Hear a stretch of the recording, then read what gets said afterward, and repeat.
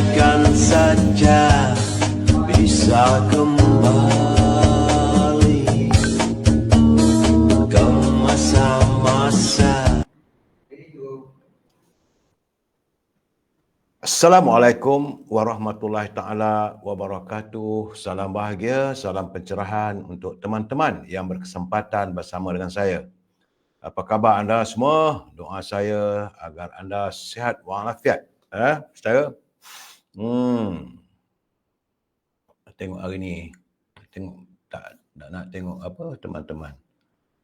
Okey. Ya, apa khabar saudara Zamari LC? Terima kasih hadir sahabat malam menemani saya. Begitu juga Izidin Uzin dari Pulau Pinang. Cuaca panas katanya. Japridin dari Teluk Intan. Jadi teman-teman semua, inilah keadaannya dalam saat-saat begini, saudara. Saudara Muhammad Faridun Tukiman, saudara Richard Bakri, Japridin dari Teluk Intan, saudara. Saudara Muhammad Remy Mat Sidik. Salam untuk semua sahabat-sahabat katanya. Begitu juga Saudara Alias Muhammad, Raja Kamal Raja Baizian dari Sungai Petani. Saudara Abdul Rahman bin Abdullah, Puan Rosini Kurungot, apa khabar? Dari Sarawak, Puan Hashim, Saudara Hashim Alias, semoga sihat di Melaka. Rosmini dari Pontian Johor. Begitu juga Puan Rubidin bersama pasangannya. Saya mendoakan semoga berbahagia. Saudara Ahmad Map, saudara Pak Aziz dari Kuantan, Lan Finafika katanya dari Teluk Intan. Sedap nama tu, Lan Finafika. Saudara Muhammad Asidir, salam dari Kuantan. Saudara Yusof Awang, salam mesra dari Tanah Merah, Kelantan. Itu juga Saudara Zainuddin Ismail, Puan Hamidah Kamat, salam untuk rakyat satu Malaysia. Mira Harun, apa khabar? Saudara Muhammad Kamal Abu Samah dari Tampin, Negeri Sembilan. Jang, sihat jo. Saudara Hizam masih. Begitu juga Puan Umi Kalsum, Salam Madani, Azali Kasim, Saudara Nur Azman dari Pokok Sena, Kedah. Saya macam mana gambar saya sekat je lah. Mungkin okey kot. Tak sesuai tu, kena sini. Sini pula. Boleh ke saudara? Minta admin tolong adjust sikit saya punya gambar ni. Okey. Dah nampak tengah-tengah. Tak tepi-tepi ni tak cantik saudara. Apa khabar saudara Puan Syarifah Roziah? Itu juga saudara Mat Rosli. Teman-teman yang lain yang sempat bersama dengan saya, saudara Roy Pa dari Dungun Terengganu, saudara Muhammad Ali, saudara Nur Ali, Tuan Haji Azhar belum mana, apa khabar Tuan Haji? Nur Riza hadir, terima kasih Nur Riza. Cik Mat Mohaini dari Taping Perak, saudara Nur Azman di Pokok Sena Kedah, Kamisan Dahlan, Puan Nurfisah Idris dari Kuala Kangsar Perak, Rosni Kurengot, khabar baik katanya, terima kasih orang Sarawak. Ya, begitu juga Salih Lembang, saudara Azwa Yusof, apa khabar sahabat? Moga sihat. Saudara Zailan, Didi, Kamis Nadi dari Bahau, clear katanya. Mustafa Boyut dari Selayang. Mustafa Bayut, bukan Boyut, minta maaf. Begitu juga saudara Fazil Jaafar, Fazilah Awang dari Pulau Pinang. Dan Wan M. Bakri, Pak Cu dari Kuala Kangsar. Oh, malam ni Pak Cu di Kuala Kangsar pula. Oh, jalan sakal lah Pak Cu ya. Dari Langkap, daripada Teluk Intan pergi ke Putrajaya malam ni di Kuala Kangsar. Muhammad Johari, apa khabar sahabat? Saudara Azwa Yusof, saudara Effendi dan teman-teman yang tak sempat saya santun ni, saya mohon maaf saudara. Hari ini hari Jumaat. Siang tadi kita sama-sama menunaikan solat Jumaat. Sama-sama kita menandatangan pada hadrat Allah SWT agar dipanjangkan usia, diberi kesihatan, kesempurnaan family, dimurahkan rezeki dan kita sampai untuk menanti kehadiran Fajar Ramadan. Hari ini hari Jumaat 23 Februari, tinggal 18 hari saja lagi saudara. Tak lama mana pun, 18 hari itu saya kata kurang daripada 3 minggu. Besok lusa kurang lagi dan kita menghampiri Fajar Ramadan. Mudah-mudahan kita dapatlah kesempatan menikmati indahnya musim Ramadan. Tapi jangan lupa saudara, hari ini sudah masuk hari yang ke-1429. Virus tersebut masih melanda negara kita. Jadi pastikan anda menjaga kebersihan diri, melakukan penjarakan sosial. Saya faham besok banyak saya dapat jemputan, ada program-program Walimatul Urus, dan ada juga program untuk bicara kolokium, Kongres Ekonomi. Di sana sini banyak ada perkumpulan. Pastikan anda melakukan penjarakan sosial. Itu yang penting, jagalah kebersihan diri, jagalah keselamatan diri kita dan keluarga kita. Itu sentiasa saya beri pesanan kepada teman-teman. Kerana bagi saya, penyakit itu kalau datang macam ribut, nak pergi macam semut. Apa khabar Abu Nem? Salam. Begitu juga Saudara Arif Saleh dari Segamat. Saudara Azwa, Saudara Ali, Kampung Kelola, di Jerantut, clear katanya. Begitu juga Saudara Azminuddin dari Bagadatuk, bin Haji Arsyad Sabiran, Masiran Abdullah Hamid Misiran, Marabiah Abdullah dari Pandan Jaya. Saudara, kita terus masuk dalam segmen naluri kehidupan. Ini bagi saya adalah sekadar panduan saja, tak lebih daripada itu. Sebab saya bukan da'i, saya juga bukannya ustaz yang bertauliah. Ingat saudara, ini saya baca culipan daripada teman-teman yang menghantar kiriman pada saya untuk perkongsian kita bersama. Agak menarik dan boleh dijadikan sebagai panduan dalam naluri kehidupan kita, saudara. Sebenarnya catatan teman saya ini, dia kata antara kesempurnaan iman seseorang adalah mereka selalu menghiasi mulutnya dengan kata-kata yang baik dan menahan diri daripada mengeluarkan kata-kata yang buruk. Menjaga tutur kata adalah kebajikan yang besar manfaatnya kepada diri orang yang menuturkannya dan juga orang yang mendengarnya. Dia ada dua timbal balas, dia yang mengeluarkan kata-kata dan mendengar. Kerana baginda Nabi Muhammad SAW menegaskan bahawa antara tanda kesempurnaan keimanan dan keislaman seseorang adalah dia selalu menghiasi mulutnya dengan perkataan-perkataan yang bermanfaat bagi kehidupannya di dunia dan akhirat. Itu pesan baginda Rasulullah, saudara. Di samping itu, pada waktu yang sama, seseorang itu harus menahan diri daripada mengeluarkan kata-kata yang menimbulkan sakit hati ataupun kerosakan lainnya. Lebih-lebih lagi, kata-kata itu yang boleh membuat kemurkaan Allah. Banyak perkataan yang tidak berguna merupakan sumber kepada malapetaka. Sebaliknya, jika kita menjaga lisan daripada ucapan-ucapan yang kotor dan dosa, itu semua adalah merupakan sumber yang boleh merosakkan keselamatan kita. Baginda Nabi Muhammad SAW bersabda, antara tanda keislaman seseorang sudah baik adalah dia mampu meninggalkan hal-hal yang tidak berguna baginya. Itu perlu kita hayati, saudara. Kerana membicarakan hal-hal yang tidak berguna dapat menghapuskan pahala. Malahan segala amal kebajikan jadi sia-sia dan menghalang kita dari masuk syurga. Apabila seorang Muslim berbicara, maka hendaklah dia berfikir dahulu. Apabila dia yakin kata-katanya akan membawa kebaikan dan pahala, barulah dia boleh mengutarakan pandangan ataupun kata-katanya, saudara. Namun apabila dirasakan perkataan yang tak elok dan boleh menyinggung hati perasaan orang lain, eloklah dia berdiam. Kan kata, diam itu separuh daripada iman. Kerana sikap seperti itulah jauh lebih baik dan lebih selamat bagi dirinya.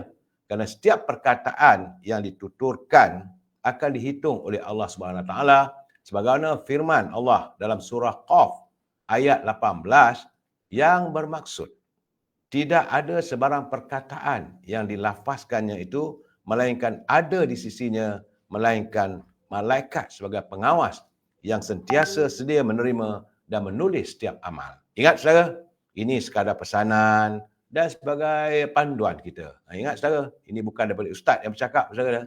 Ini adalah tulisan teman-teman yang saya baca untuk perkongsian kita bersama, saudara. Kita masuk segmen mutiara kata. Hari ini saya dapat 2 kiriman mutiara kata-kata yang sesuai untuk kita bersama. Pertama daripada Datuk Seri Syed Ali, iaitu mantan Ketua UMNO Bahagian Ceras. Kata Datuk Seri Syed Ali, kehidupan yang kita lalui akan menjadi lebih bermakna bila kita mensyukuri segala nikmat dari Allah dan sentiasa sabar dengan tidak mengeluh setiap kali menghadapi ujian daripada ilahi. Jadi saudara, apabila kita melalui ujian yang sukar dan sebagainya, kita sabar dan insaf, maka kehidupan kita akan menjadi lebih bermakna, saudara. Satu lagi, saudara, terima kasih Datuk Syed Ali. Satu lagi sahabat saya daripada Cik Sudraman. Semalam dia menghantar kiriman pendek tapi begitu bermakna pada saya. Katanya, lebih baik berkata-kata yang dapat memberi manfaat kepada orang lain, walaupun ia sangat kecil, dari hanya diam tanpa kata-kata. Kalau ada kata-kata yang boleh memberi manfaat itu adalah lebih baik walaupun kecil daripada kita berdiam. Tapi hendaklah kita diam, saudara, bila sesuatu itu yang kita tak pasti. Saudara, kita saling ingat mengingati antara satu sama lain. Sebagaimana saya sentiasa mengingatkan pimpinan negara agar janganlah berbelanja wang negara tanpa had, kerana kita bimbang negara boleh muflis seandainya kantung negara dibelanjakan tanpa had. Ini peringatan pada teman-teman kita yang amat berhormat, Perdana Menteri di anjung kuasa di Seri Perdana. Untuk teman-teman yang menyantuni ataupun menyunting semula live saya ini, suka saya mengingatkan anda boleh untuk menyunting dan memasukkan live saya ini ke mana-mana channel yang anda suka. Tapi anda harus bertanggungjawab atas setiap suntingan yang anda lakukan. Kerana saya tidak mampu untuk memantau setiap suntingan tersebut. Dan ingat, ini adalah pencerahan politik yang matlamatnya sekadar memberi informasi, tidak lebih daripada itu. Bukan nak mengata orang, bukan nak mencerita keburukan orang lain. Tidak, saudara. Sekadar memberi informasi supaya warga kita sentiasa berada dalam informasi yang lebih lengkap dan tepat. Bila saya memberi pencerahan, kita mesti berpegang pada prinsip, kita mesti bersetuju untuk tidak bersetuju. We must agree to disagree. Itu fakta yang paling penting kita kena jaga, saudara. Kalau tak bersetuju, hantar kiriman. Boleh, tak ada masalah. Saya akan melayan anda. Asalkan anda menggunakan bahasa-bahasa yang baik, sesuai tata susila kita, orang Timur, orang Melayu. Dan yang paling penting, sebagai warga cinta damai, kita menyantuni setiap persoalan secara harmonis. Itu peringatan saya. Terima kasih kepada saudara. Pertama sekali, saya harus melaporkan bahawa negara kita sedang pun berada dalam fasa akhir monsun timur laut yang dijangka berterusan sehingga penghujung bulan Mac 2024. Dalam fasa ini, taburan hujan akan berkurangan dan ini menyebabkan keadaan cuaca panas dan kering. Pada masa yang sama, fenomena El Nino dengan intensif kuat sedang melanda dunia. Dan ini juga dijangka menyebabkan suhu maksima harian negara kita akan lebih tinggi dari biasa serta keadaannya lebih kering, saudara. Dan fenomena ini dijangka berlarutan sehingga suku tahun kedua 2024. Sementara peralihan El Nino Southern Oscillation ENSO kepada neutral dijangka berlaku sekitar April hingga Jun 2024. Dan saat ini saya difahamkan sebanyak 1043 aduan kes pembakaran terbuka dilakukan. Ini boleh mengundang suasana yang tak baik. Jadi kalau boleh, pertama sekali lebih baik duduk di rumah. Jangan duduk main padang, main golf dan sebagainya. Tak payahlah, saudara. Untuk saat ini kerana cuaca kering dan panas. Dan banyakkan minum air, saudara. Banyakkan minum air masak. Itu paling penting. Dan carilah kalau ada vitamin C, makan buah-buahan, duduklah, rawatlah cinta kasih bersama family di saat-saat negara sedang dilanda oleh kemarau yang agak panjang kali ini dengan kepanasan yang tinggi. Itu sekadar peringatan, saudara. But, alhamdulillah hari ini saya difahamkan semua kaki tangan penjawat awam, nama mereka di grade 56 ke bawah, termasuklah mereka yang berada dalam lantikan kontrak. Mereka menerima bayaran insentif. Bukan bonus, saudara, bayaran insentif awal kajian sistem saraan perkhidmatan awam sebanyak RM2,000. Besar kemungkinan kalau kantung wang negara itu banyak, akan ada tambahan yang akan datang.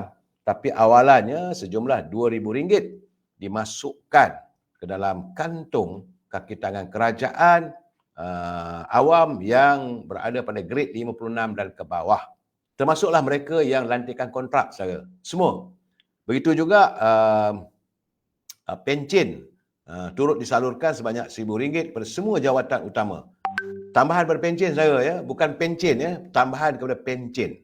Ini diberi kepada semua penjawat-penjawat awam yang pencen dan mereka yang tidak ada pencen pun dapat RM1,000. Ini sejajar dengan kenyataan yang amat berhormat Perdana Menteri Datuk Seri Anwar Ibrahim untuk menangani sedikit keluh kesah dan kesukaran yang dihadapi oleh kaki tangan kerajaan, kaki tangan awam yang masih bekerja dan juga yang berpencen. Itu keadaan saya. Sewajarnya ucap terima kasihlah pada kerajaan. Tak apalah, nak balun pun balunlah saya. Tapi bagi saya, orang berbudi, kita berbahasa. Orang memberi, kita merasa. Itu je saya nak peringatkan pada saudara. Baik saudara, hari ini adalah kabar dari Osaka yang terakhir saudara. Sebab Yang Amat Timbalan Perdana Menteri yang juga Presiden UMNO menamatkan lawatan selama seminggu di negara matahari terbit. Datuk Seri Zamidi mengatakan bahawa hasil lawatannya banyaklah dapat ditemui ataupun disantuni TVET, begitu juga dengan produk-produk halal. Sebab hari ini dikabarkan umat Islam di negara Jepun semakin meningkat. Setiap tahun ada 10,000 yang meluk agama Islam. Dan tentulah mereka juga memerlukan bahan-bahan makanan yang disahkan halal. Jadi ini merupakan membuka ruang kepada pengusaha-pengusaha tempatan. Sebab itu beliau berhasrat untuk mewujudkan program satu kampung, satu produk untuk diperkasa bagi memenuhi permintaan produk halal yang boleh diekspor ke negara Jepun.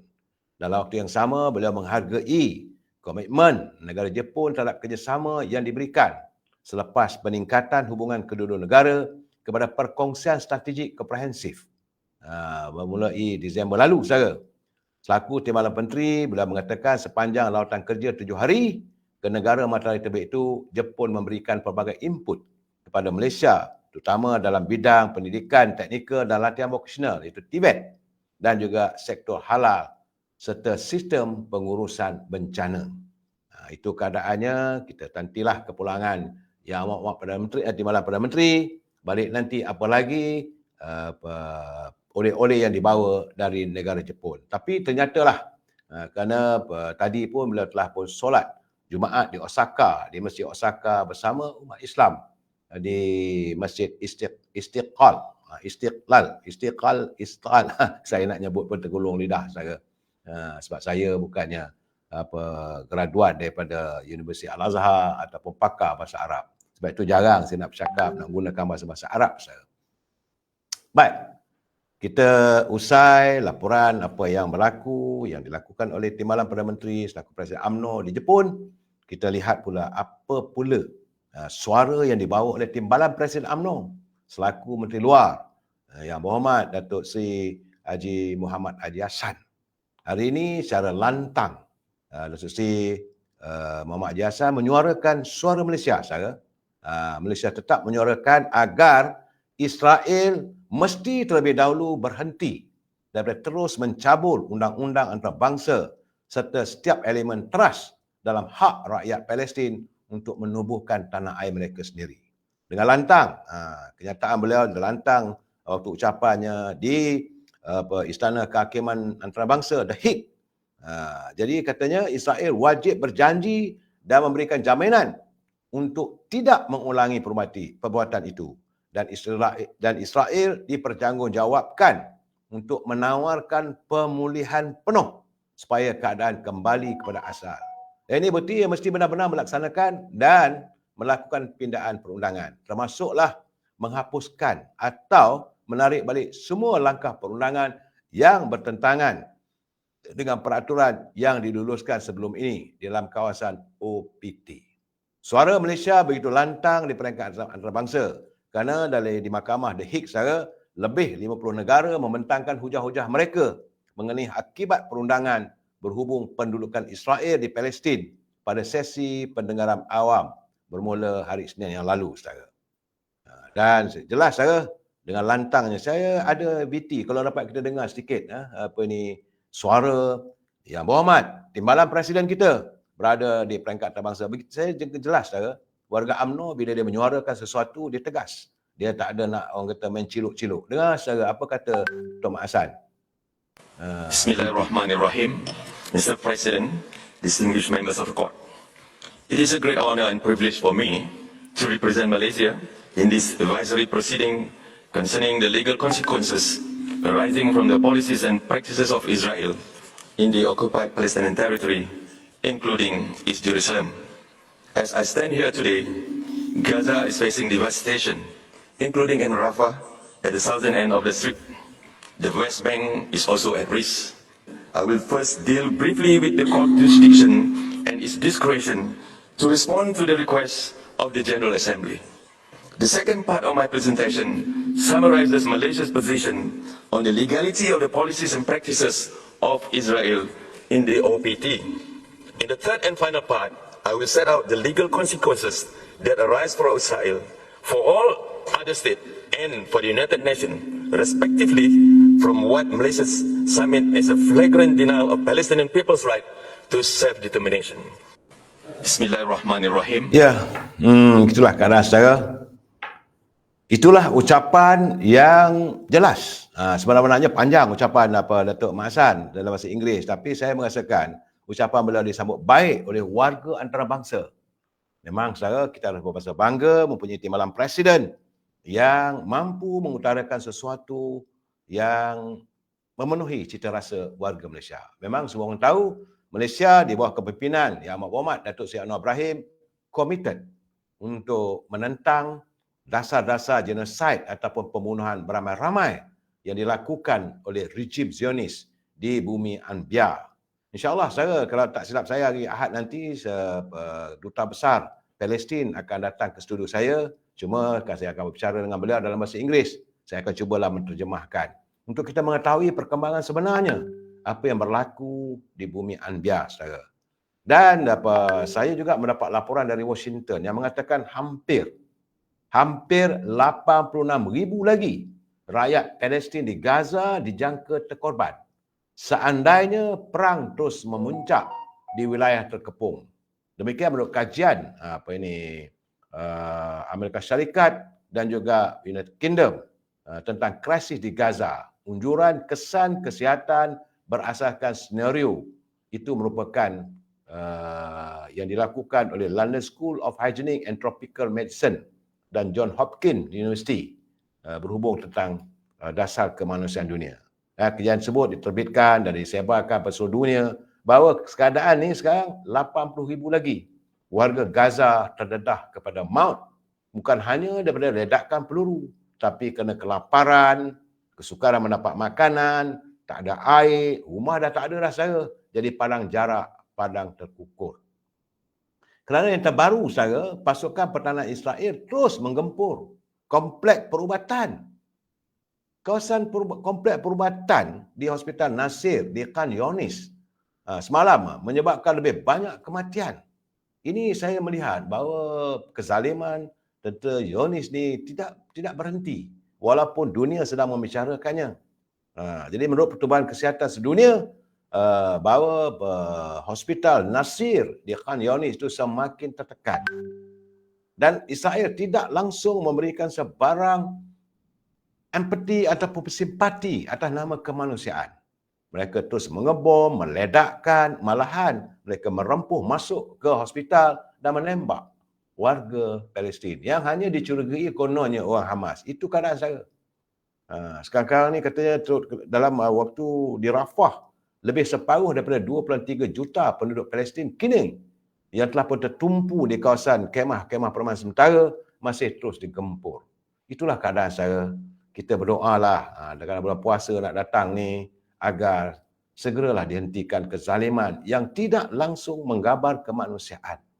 Tidak ada kemanusiaan sesama insaniah yang hidup di dunia yang fana ini. Bagi mereka lain tak ada, bukan hanya nak mengejar kuasa, tapi saya tak tahu apa yang ada di sanubari Zionis Yahudi ini terhadap warga Palestin. Sudahlah tanah mereka dirampas. Hari ini mereka mau diusir dan mau dihapuskan sama sekali. Ini saya kata satu benda yang dituntut sebagaimana kenyataan Tok Mak Hassan begitu jelas mengutarakannya di peringkat antarabangsa. Malaysia tidak akan berhenti dalam apa keadaan untuk menyuarakan suara kebenaran, saudara. Saudara Nuriza, tahniahlah Datuk Zahid dan tahniah Tok Mat. Ini saya nak bagi tahu saudara, itu memang pimpinan negara, pimpinan UMNO sentiasa peka dengan kehendak rakyat. Saudara, balik pada negara kita, minggu depan insya-Allah. Minggu depan Parlimen akan mula bersidang. Macam mana yang saya katakan, bahawa kononnya dulu ada langkah itu, langkah ini, tepuk atap, tepuk ini, tak ada pun nak berlaku. Sebab menurut kenyataan daripada Yang Berhormat Tan Sri Johari, bahawa tak ada usul. Usul, sebarang usul yang mau dibawa oleh orang perseorangan ataupun ahli parlimen mesti sampai ke pejabat sekretariat atau pejabat speaker sekurang-kurangnya 14 hari sebelum persidangan. Tapi tak ada pun usul undi tak percaya. Jadi sebab saya katakan mereka ni sembang aja lebih. Tak ada pun. Tapi saya nak mengingatkan agar ahli parlimen khususnya daripada UMNO Barisan Nasional laksanakanlah tugas sebaik mungkin. Jangan kita mencipta naratif yang tak betul. Sebab Yang Berhormat Tan Sri Speaker dah bagi peringatan. Kali ini beliau mahu melihat agar persidangan Dewan Rakyat kali ini benar-benar membicarakan soal rakyat. Ya, saudara, sebagai sedikit bimbingan sebelum ahli parlimen terlajak mengutarakan pandangan-pandangan yang tak sebetulnya, saya nak bagi penjelasan sedikit, saudara. Terutama sekali tentang tarif elektrik misalnya. Di negara Jepun, untuk 1 kilowatt nilainya adalah 26 sen dolar Amerika. Di Singapura dan Australia 24 sen dolar Amerika. 24 tu kalau dengan kaji dengan kita RM4.80 lebih. Di Filipina 17 sen dolar Amerika. Di Thailand 12 sen dolar. 12 sen dolar Amerika. Cuma Indonesia yang saya dapat cuma 1 sen. Nampaknya tenaga elektrik tarifnya di Indonesia agak rendah. Tapi di Malaysia kita ni cuma 5 sen. 5 sen dolar Amerika, saudara. Lebih kurang 20 sen, 30 sen begitulah. Berbeza dengan negara-negara lain. Ya, begitu juga, saudara, bila orang bercakap tentang harga minyak. Memanglah minyak tidak diturunkan dengan harga bawah RM1.50. Tetapi kalau nak bezakan, ini saya bekalan kepada ahli parlimen yang nak masuk ke parlimen minggu depan. Supaya mereka jangan terlajak, supaya tidak sebagai mereka tersasar daripada realiti dan faktanya. Contoh saya katakan macam minyak. Harga petrol RON 95. Indonesia adalah 13,598 1 liter. RM13,598 bersamaan dengan RM4.17. RM4.17 RON 95, saudara. Di Thailand adalah RM5.03 1 liter. Di Malaysia, kita kekal dengan harga RM2.05 1 liter. Semalam saya dah umumkan. Begitu juga kalau kita bercakap, memanglah sekarang ni usaha dunia menghadapi keterjaminan makanan dalam isu beras. Saudara, beras di Indonesia untuk 1 kilogram harganya RM4.07. Di Thailand, dia menanam padi dan dia mengeksport beras, saudara. Harga beras di Thailand RM4.64. Dan beras di Malaysia RM3.50 ataupun RM2.60 1 kilo. Ada yang RM2.60 ataupun paling tinggi RM3.50.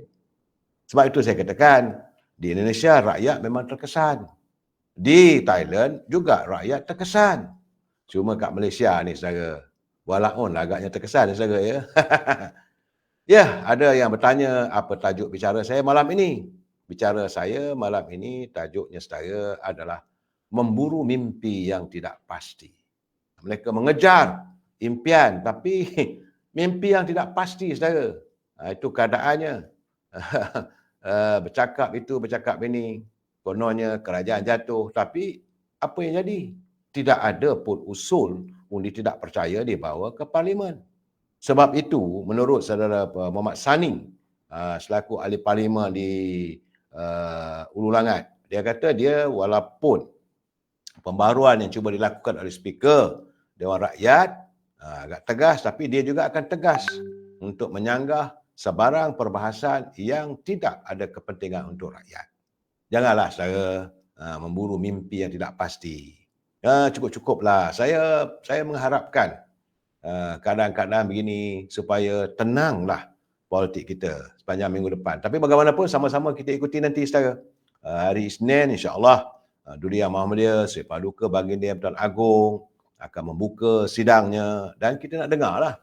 Sebab kabarnya tuanku sendiri yang menulis, tuanku suara hati tuanku sebagai Duli Yang Muhammadiyah Pertuan Agong untuk pertama kalinya membuka sesi Dewan Rakyat bagi tahun ini. Kita dengar sesama nanti, saudara.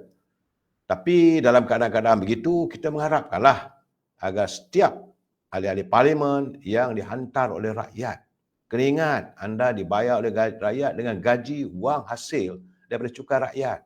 Anda perlu berperanan untuk membela rakyat. Janganlah kecewakan rakyat lagi dengan kenyataan-kenyataan separuh bengong. Nak sebut lebih dari tak, saudara. Baik, saudara. Cuma hari ini saya agak terkesan sebab nak cakap, tak boleh. Sebab saya lihat dalam kolom tweet-tweet di media sosial Bebas News, tulisan saudara Zaini Hassan. Datuk Zaini Hassan ni adalah antara wartawan Proflik. Dan lepas itu bila saya lihat dalam akhbar Melayu juga ada tersiar. Ini tentang masalah antara ketua pengarah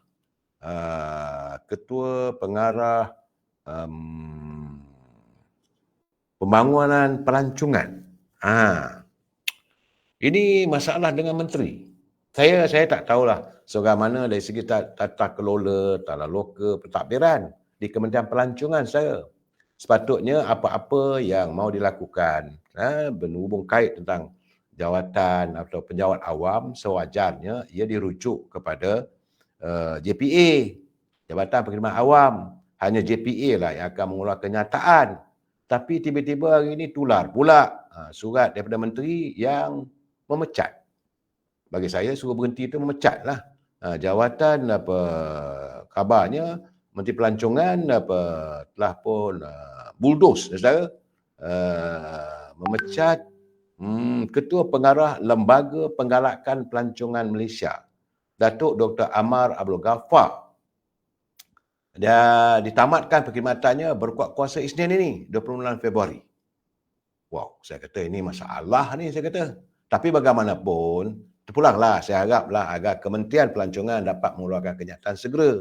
Kerana ini tidak menggambarkan suasana yang baik bagi kementerian tersebut, saudara. Sebab selalunya apa-apa yang berhubung kait tentang jawatan penjawat awam ini dirujuk pada JPA, Jabatan Perkhidmatan Awam.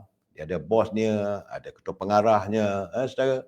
Dalam keadaan begini, menteri bolehlah menghantar bahawa rasa tak puas hati.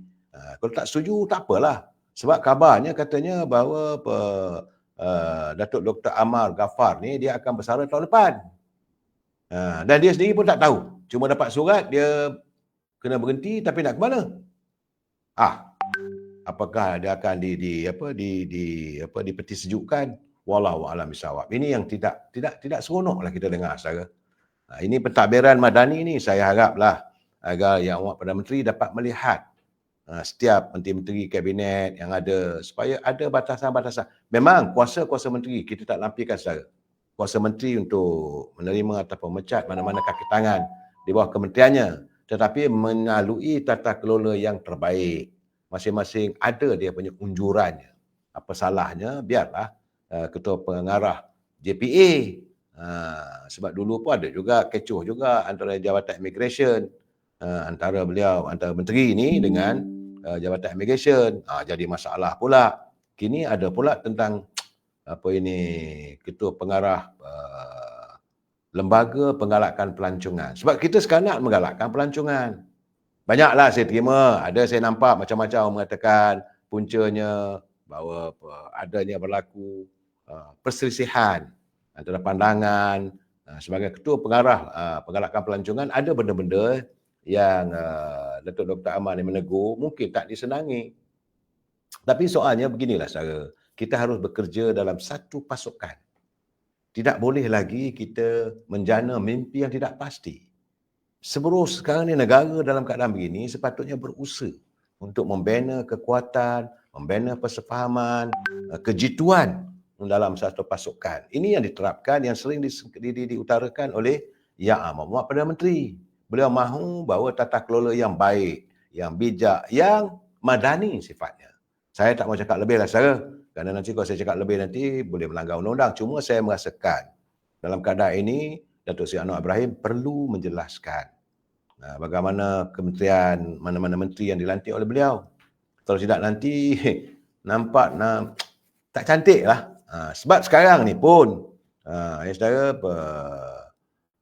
Ada orang mengatakan dia dipecat, orang mengatakan suruh berundur. Ini tak baik saya. Bagi saya Kementerian Pelancongan perlulah membuat kenyataan. Kita tak tuntutlah menteri minta maaf dan sebagainya. Tapi perlu ditegur jugalah kalau ada keterlanjuran. Itu saja saya. Saya lebih suka melihat pentadbiran kerajaan Madani ini benar-benar telus, benar-benar madani sifatnya. Ada ihsan, bukan mewujudkan perbalahan sama sendiri.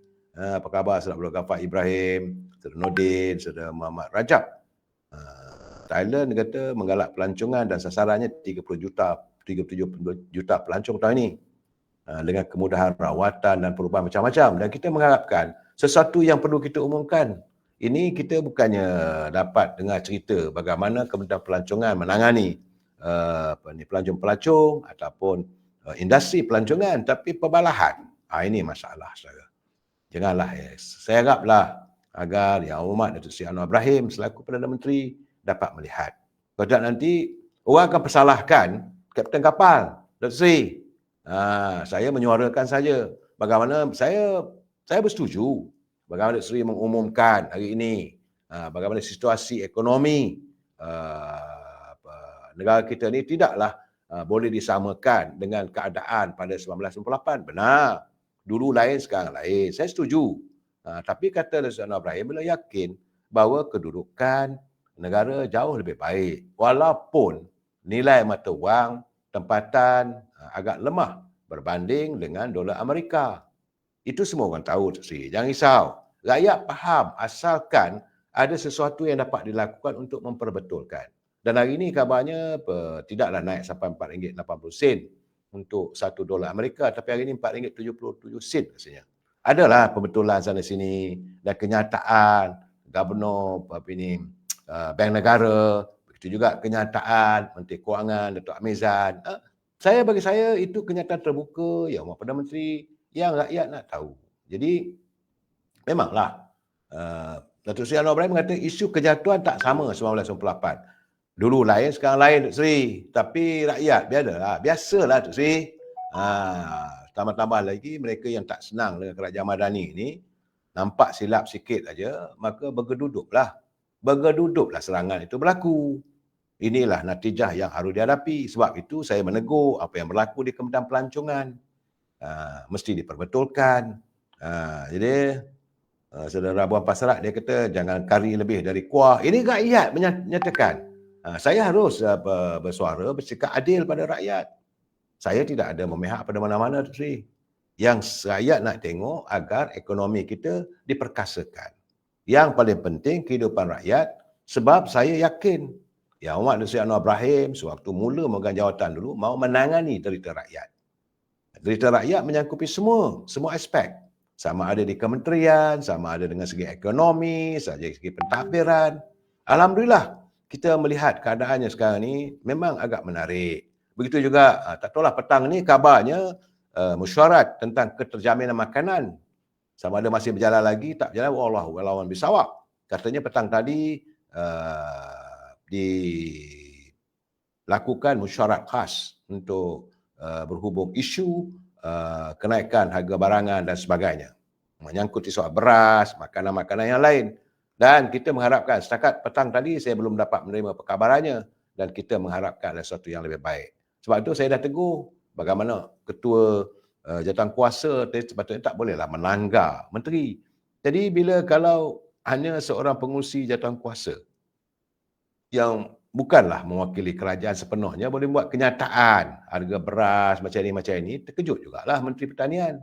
Kita ada Menteri Pertanian dan Keterjaminan Makanan Abang Mat Sabu. Kita juga ada Menteri Perdagangan Dalam Negeri dan Haiwan Pengguna, Saudara Amizan. Malahan kita ada Menteri Komunikasi, Saudara Fahmi Fazil. Jadi kalau tiga-tiga diabaikan, pengurusi jawatan kuasa buat kenyataan, ini nampak tak cantik. Saya beritahu terus terang, tak cantik. Jadi kadang-kadang beginilah yang membuatkan rakyat pun tertanya-tanya. Saya haraplah, ini pandangan saya secara peribadi, secara ikhlas. Sebab kita mahu melihat bahawa negara ini dipacu dengan lebih mantap lagi dan kejituan bersama, saudara. Sebab saya yakin bahawa Datuk Seri Anwar mengatakan bahawa pelaburan bernilai berapa? 300 juta, 300 bilion sudah pun diluluskan. InsyaAllah, kita yakin dengan pelaburan dah masuk, dah mula bergerak. Saudara. Jadi kita mengharapkan agar janganlah sampai rakyat sekadar memburu mimpi yang tidak pasti. Sebab itu saya agak tertarik hati hari ini apabila titah ucapan Duli Yang Mulia Sultan Perak, iaitu Sultan Nazrin Muhyiddin Shah. Raja Teman tu. Saya. Sewaktu baginda membuka Dewan Undangan, pesangan Dewan Undangan Negeri Perak. Jadi apa titah tuanku? Kata tuanku, pertama-tama sekali, tidak ada perlunya kita dengan bangunan megah mencakar langit. Itu semua tidak memberi makna. Kiranya masih ada rakyat yang terpaksa mengikat perut, mencatu makanan dan tidur berbumbungkan langit. Tajam, saudara. Tajam titah tuanku. Tidak ada artinya kita punya bangunan mencakar langit. 50 tingkat, 60 tingkat, diheboh satu dunia. Tak ada artinya, kata tuanku. Sebab kalau rakyat masih terpaksa mengikat perut, terpaksa mencatu makanan dan tidur berbumbung langit. Jadi saya harap Datuk Syarani, ni titah tuanku, baginda tidak mau melihat lagi adanya gelandangan di Ipoh. Kalau gelandangan itulah maksudnya tidur berbumbung langit. Menurut tuanku Sultan Nazrin, dia kata, selagi ada rakyat yang miskin, usaha membasmi kemiskinan wajib diteruskan.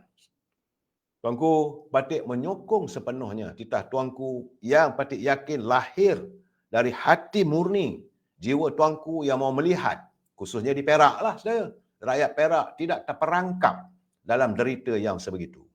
Jadi sebab itu kata titah tuanku, agenda menoktahkan kemiskinan harus menjadi salah satu matlamat untuk menjamin kesejahteraan sosial rakyat. Menoktahi kemiskinan tegar menjadi tumpuan kerajaan better, kata tuanku. Di bawah Pelan Perak Sejahtera 2030 dengan matlamat mengagihkan kekayaan negeri seadil-adilnya untuk dinikmati oleh rakyat. Datuk Syarani kena ingat, tuanku dah bertitah. Istana sudah bertitah.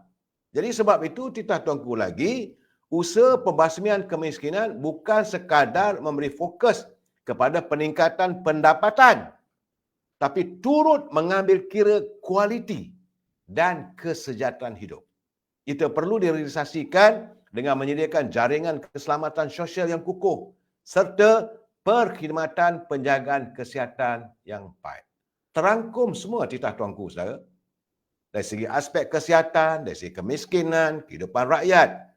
Sultan Nazrin bertitah waktu pembukaan rasmi Dewan Negeri Perak yang ke-15 di bangunan Perak Darul Ridwan. Jadi tambah tuanku, usaha membasmi kemiskinan yang dirintis oleh Kerajaan Negeri Perak telah pun menyinarkan cahaya keyakinan.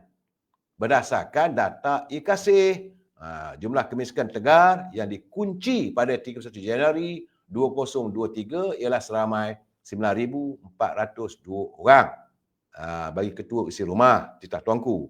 Jadi berdasarkan sumber data yang sama sehingga 31 Disember 2023, jumlah tersebut telah menurun kepada 3,911 orang ketua isi rumah dan ini menunjukkan penurunan sebanyak 58%. Jadi titah tuanku, penurunan angka kemiskinan tegar ini disumbangkan oleh pelbagai faktor, termasuk usaha dan inisiatif oleh pentadbiran daerah serta semua agensi pemberi bantuan yang memberikan komitmen yang tinggi. Dan tuanku berharap semoga melalui kerjasama proaktif dari pelbagai pihak, merangkumi sokongan daripada badan-badan bukan kerajaan, tidak ada rakyat tuanku lagi yang terpinggir daripada menikmati hasil kemakmuran negeri. Sultan sudah bertitah. Titah tuanku. Jadi Datuk Syarani, Yang Mohd Datuk Syarani, dengar baik-baik, laksanakanlah. Jadi sebab itu baginda juga mahukan. Kerana kata titah tuanku, kesihatan bukan sekadar ketiadaan penyakit, tapi keadaan holistik yang merangkumi kesejahteraan fizikal, mental dan sosial. Perlu disedari, health outcome tidak ditentukan semata-mata oleh perkhidmatan kesihatan yang disediakan. Sebaliknya, tahap kesihatan seseorang itu dipengaruhi oleh penentu-penentu lain. Antaranya tempat dia dilahirkan, tempat dia membesar, begitu juga suasana hidup, suasana bekerja dan terus dalam keadaan menua berkembang saudara. Jadi tuanku menyatakan untuk membina masyarakat Balai Tahan dan berkembang maju, terutama dalam persiapan menghadapi masyarakat negeri ini yang semakin menua, amatlah penting diberi perhatian kepada penentu-penentu sosial kesihatan. Tuanku Sultan Nazrin mahukan pendidikan juga sebagai asas dalam usaha untuk membentuk kesihatan yang baik, kerana rakyat yang berpendidikan bukan saja berupaya membuat pilihan kesihatan yang bermaklumat, tetapi berupaya memberi sumbangan signifikan kepada pembangunan negara. Pendidikan berperanan penting dalam usaha mengubah lanskap kemiskinan untuk mengeluarkan rakyat dari kepompong kemiskinan dan menaik taraf kehidupan rakyat. Oleh itu, titah tuanku, pelaburan dalam bidang pendidikan juga merupakan pelaburan untuk kesihatan dan kemakmuran rakyat. Ampun tuanku, Patik sebagai warga Perak cukup bangga mendapat payung negara yang begitu concern, yang begitu prihatin terhadap untuk nasib rakyatnya. Alhamdulillah, tuanku menyatakan kadar kemiskinan dapat diturunkan, tapi tidak semestinya terhenti. Datuk Syarani kena meneruskan. Itu keadaannya agar rakyat tidak hanya menjana mimpi yang tidak pasti. Jangan biarkan rakyat Perak, jangan biarkan rakyat keseluruhannya memburu mimpi yang tidak pasti.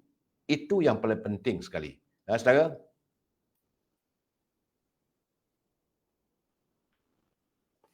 Baik, saudara. Dalam saat kita menyantungi titah tuanku, dalam kehidupan rakyat, saya melihat, sebetulnya perkara ini semalam saya dah bercakap, tapi tak ada kesempatan waktu. Bagaimana, kalau realitinya beginilah, Parlimen nak bersidang. Dan selalunya, setiap kali bila seorang ahli Parlimen itu diangkat sebagai ahli Parlimen, dia pertama sekali akan melafazkan sumpah, akan mempertahankan perlembagaan. Jadi sebab sekarang ni, apabila Presiden PAS, dia mengatakan bahawa perlembagaan itu hari ini adalah hasil tinggalan penjajah yang seolah-olah seperti menipu umat Islam dan sebagainya. Dan itu katanya sebagai bom jangka. Itu dalam tulisan daripada media atau bicara hati seorang presiden. Katanya penjajah telah pulang ke negara mereka, tapi masih menjajah kita melalui perlembagaan Suruhanjaya Raid. Saya bila dengar begitu, saya geleng kepala. Sebab setiap ahli parlimen yang dimenang, yang dihantar oleh rakyat, berjaya memenangi pilihan raya, sebelum dia bergelar yang berhormat ataupun ahli parlimen, dia kena angkat sumpah. Sumpahnya adalah menjunjung dan mempertahankan perlembagaan. Jadi macam mana pula nak katakan perlembagaan itu tidak boleh? Jadi agak ironi lah saya. Dan saya melihat, Sudahlah kita mencipta mimpi yang tidak pasti. Apa yang patutnya kita mengharapkan? Warga PAS sendiri berlapang dada lah. Tegur-tegurlah sikit Presiden. Kalau tak betul, bagi tahu. Kita warga UMNO, kami kalau Presiden menyatakan sesuatu tak betul, kita akan bercakap. Tapi nampak gayanya sekarang ni, dah 3 bulan, berita kesekian lama. Tuan Guru Haji Hadi jadi ahli parlimen. Malahan dilantik selama 33 bulan. Sebagai duta khas bertaraf menteri. Tapi tak ada pula usaha-usaha untuk mewujudkan perlembagaan baru yang katanya tiada kaitan dengan penjajah. Jadi dalam keadaan beginilah saya mengharapkan. Sebab parlimen nak bersidang ni, saudara. Biarlah cakap tu betul. Sebenar-benar, saudara, saya nak beritahu terus terang. Dalam parlimen akan datang ni, insya-Allah, saya yakin ini akan berlaku. Kerajaan Madani tidak perlu mengheret rakyatnya pergi ke Padang Merbuk. Tak perlu mengadakan demonstrasi. Alhamdulillah, tak perlu menghasut rakyat Padang Merbuk untuk membentangkan rang Undang-Undang 355 di Parlimen. Apa yang rakyat perlukan adalah pemimpin yang walk the talk. Bukannya pemimpin yang NATO. No action, talk only. Kerana sejak 2016, kita dengar saya, kononnya PAS begitu Betul, mau membentangkan pindaan rang Undang-Undang 355 ke Parlimen. Apabila dibenarkan untuk dibentangkan di Parlimen, yang dibentangkan mula-mula dari Tuan Guru Haji Hadi sendiri, saudara. Dan tiba-tiba dia minta tangguh. Di zaman tu, waktu tu Datuk Zahid, Datuk Najib sebagai Perdana Menteri. Kemudian agak pelik, saudara. Masa perhimpunan di Padang Merebuk, boleh katakan bergedudup jugalah, saudara. Orang Melayu, umat Islam dikumpulkan dengan hiruk pikuklah, pertahankan. Rang undang-undang perlu dipinda. Macam-macam saya dengar, saudara. Tapi sepi. Sepi, saudara. Dan sekarang ini usaha sedang dilakukan oleh Kerajaan Madani. Dan insya-Allah saya dipahamkan bahawa pindaan RUU 355 itu akan dibawa. Malahan cara pun tepat. Kerana semalam Majlis Raja-Raja Melayu mengakhiri mesyuarat tahunannya. Itu caranya, saudara. Bila kita nak pinda rang undang-undang 355 yang menyangkuti soal aspek agama Islam, ia mestilah mendapat perkenan Raja-Raja Melayu. Sebab Raja-Raja Melayu sebagai ketua agama. Jadi ini yang dibuat oleh Kerajaan Madani. Benar caranya begitu. Bukan main budus. Akhirnya jadi masalah sebagaimana yang kita melihat yang terjadi apabila Nek Elin mengambil tindakan menyaman enactment Mahkamah Syariah di Kelantan. Sudah pula ke cerita lain pula jadinya. Itu keadaan saya. Saya merasakan bahawa ada yang tak kena. Caranya mesti jelas. Dan bila Raja-Raja Melayu bersidang, diberitahu oleh Perdana Menteri. Parlimen akan mengadakan pindaan rang Undang-Undang 355. Jadi Raja-Raja Melayu faham, dengar, bagi pandangan, maka akan dibawa dalam Parlimen. Saudara Edi Tahir, dia kata parti tim elok. Jangan, saudara, saya tak suka untuk kita memperolokkan parti orang lain. Tak payah. Sebagaimana saya selalu mengatakan, satu jari kita kata dekat orang, 3 jari kata pada kita. Tak perlulah kita nak maki hamun mereka. Saudara Edi Tahir, tenang-tenangkan fikiran. Kita harus berjiwa besar, berjiwa lapang. Saya memegang amanat daripada Yang Mulia Tengku Razali Hamzah. Selalu bagi tahu kat saya, dia kata kalau saya buat pencerahan malam-malam, jangan maki orang, cerita yang benarnya. Begitu juga Presiden UMNO Datuk Seri Hamidi pesan pada saya. Jangan kita mudah untuk mencerca orang lain. Orang nak kata kita, biarlah. Tapi kebenaran itu pasti akan muncul dengan sendirinya. Tak perlu kita nak pertahankan. Dan ini juga mengingatkan saya apabila almarhum Datuk Harun Idris, beliau selalu mengingatkan saya dululah, saudara. Kata-kata itu masih tersemat dalam sanubari saya. Kebenaran itu setiap kali kamu mau mempertahankan, maka setiap kali itulah kamu akan dilihat salah. Kerana kebenaran itu akan muncul dengan sendirinya. Jadi sekarang ni kita lihatlah, siapa yang benar-benar mau berjuang untuk menegakkan syiar Islam, siapa yang menunggang agama ini untuk tujuan politik, siapa sebenarnya. Tapi biasalah, saudara, bergedudup kena maki hari-hari Datuk Seri Anwar Ibrahim, saya tengok. Datuk Zahid Hamidi dah ceritalah, saudara. Macam-macam tuduhan dilontarkan. Matlamat mereka tak ada lain. Kerana mereka membina mimpi untuk menambil alih pentadbiran negara. Mereka membina impian untuk kembali berada di anjung kuasa di Sri Perdana. Sedangkan masalahnya, mereka dah dapat peluang dulu daripada mereka tidak mahu. Allah sudah tentukan. Sebab itu saya bersetuju jugalah dengan pandangan Datuk Naim selaku Menteri Agama. Dan beliau sendiri akan bawa pindaan rang undang-undang ini di Parlimen nanti. Tapi kembali pada cerita saya tadi, bahawa apa yang saya katakan, setiap kali mereka menyatakan mahu menumbangkan, tak boleh timbang kerajaan, salah. Saya perlu ingatkan lagi, jangan kata kita nak tumbangkan kerajaan, nak menumbangkan Datuk Seri Anwar Ibrahim sebagai ketua kerajaan dari anjung kuasa di Sri Perdana. Setiap kali mereka mengatakan bahawa dah cukup jumlah dan sebagainya, tapi akhirnya kebenaran itu terselah dengan sendiri. Mana usul undi tidak percayanya. Perdana Menteri tidak boleh dijatuhkan hanya dengan cakap-cakap kosong. Dan saya nak mengingatkan juga pada mereka, Yang penting sekarang ni, rakyat perlukan kestabilan politik supaya ekonomi itu dapat disantuni. Perut rakyat tidak boleh dikenyangkan hanya dengan lafaz kenyataan yang penuh retorika. Naik pentas, orang ni tak betul, pumpang. Waktu mereka mendengar suasana itu, okeylah rakyat suka. Tapi perutnya, kelaparan, perlu diisi. Rakyat tidak boleh dikenyangkan hanya dengan nota-nota ataupun retorika politik. Rakyat memerlukan sesuatu yang realis sifatnya. Sesuatu yang realiti. Cakap mesti buat. Benar sekarang ni kita masalah kedudukan kewangan kita berbanding dengan dolar Amerika. Tapi itu satu saja saudara. Jadi sebab itu rang Undang-Undang 355 ini sebenarnya bukan retorika saudara. Ini satu benda yang pasti. Jadi berbalik pada suasana politik kita hari ini saudara, saya seriau juga saudara. Sebab macam-macam yang melanda negara kita ini.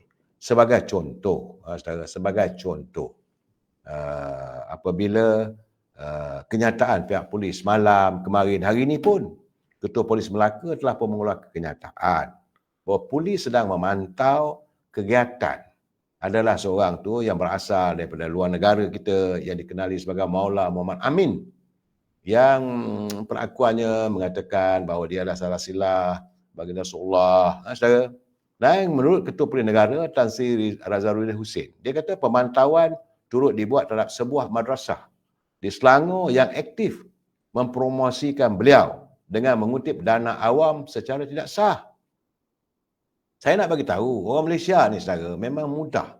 Kalau sebut pasal agama, untuk mengeluarkan wang daripada poketnya memang mudah, tak ada masalah. Tapi akhirnya lelaki dapat tahu, scammer. Dapat tahu benda ini palsu. Dapat tahu benda-benda ini tak berdaya. Ini realiti saya. Lihatlah bagaimana kita berjaya mengumpul. Kalau ikutkan daripada ini aman plastik. Puluhan juta saja. Tapi wang itu digunakan beli emas, beli pejabat, bukan untuk dihantar ke Palestin. Sebab rakyat terpanggil untuk memberi derma atas kesedaran agama. Kerana kasih dan sayang pada warga Palestin. Tapi begitu juga sekarang ni. Mulalah buat kutipan, kononnya nak wujudkan negara sembilan, tak tahulah saya. Dan memanglah, menurut Ketua Polis Negara Tan Sri Razaluddin, dia kata pemantauan turut dibuat kerana ada sebuah madrasah di Selangor yang aktif mempromosi beliau ini untuk mengutip dana awam secara tidak sah. Kalau benar, ini salah saudara. Pihak polis juga akan bekerjasama dengan pihak berkuasa agama negeri untuk memantau keadaan itu. Begitu juga menurut kenyataan Menteri Dalam Negeri, Datuk Seri Saifuddin Nasution. Dia kata pemantauan terhadap individu itu akan diteruskan walaupun setakat ini tidak ada laporan polis terhadapnya. Saudara, kalau aktiviti dia bersifat keagamaan dan ada elemen yang pelanggaran terhadap apa-apa juga undang-undang dan enactment negeri, maka pihak polis akan bekerjasama dengan pihak berkuasa untuk mengambil tindakan. Dari segi polis, kata Datuk Seri Saifuddin, kita memantau dan menjaga keamanan dan ketentaman awam. Jadi kita meneruskan pemantauan. Kalau ada elemen menjejaskan dan mengancam keselamatan awam, maka tentulah pihak berkuasa akan mengambil tindakan. Dia katanya lelaki sebut mengikut laporan sebab beliau sebagai Menteri Dalam Negeri Keselamatan, dia kata lelaki sebut keluar masuk menggunakan pas sosial dan boleh berada di negara ini selama 90 hari.